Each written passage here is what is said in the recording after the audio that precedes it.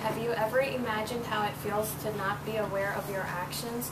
I want you all to imagine yourself murdering someone and not knowing what you did is right or wrong. This is exactly how a mentally ill person's mind works. I have discovered that mentally ill inmates are treated differently because of their sicknesses. Hi, my name is Kaur, and today I would like to share what I have found out about mentally ill inmates in jail cells, how they differ from other people, and how this issue can be resolved.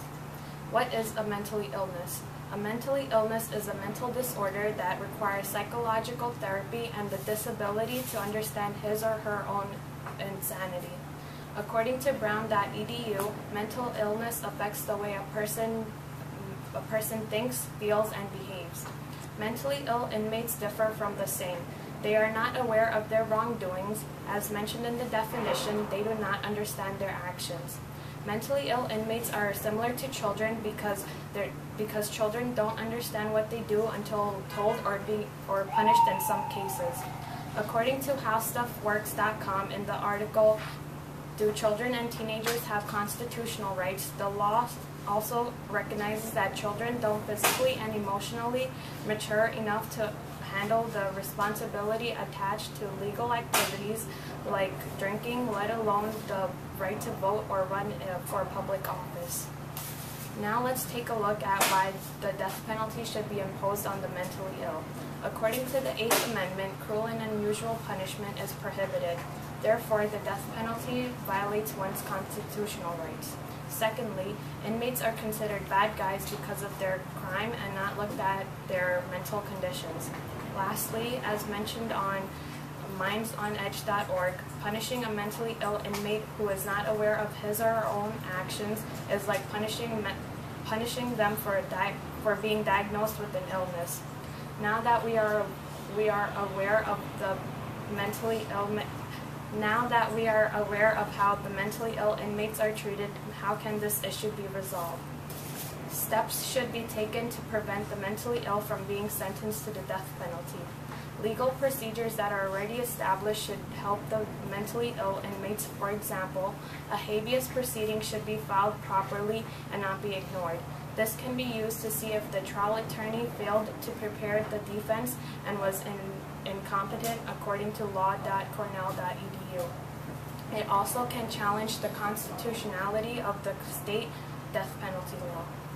The second step should be if the mentally ill inmate or accused has the ability to stand trial. According to ACLU.org, the accused should be able to understand his or her own attorney and what he or she is charged for.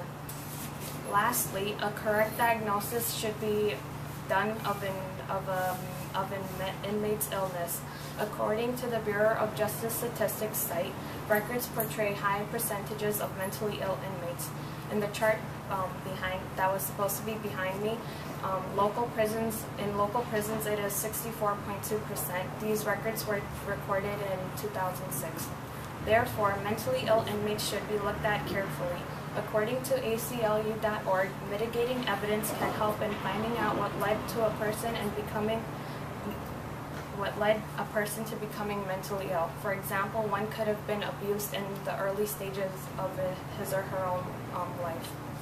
In conclusion, we are all aware of what mentally ill inmates go through and should not have to face a death penalty.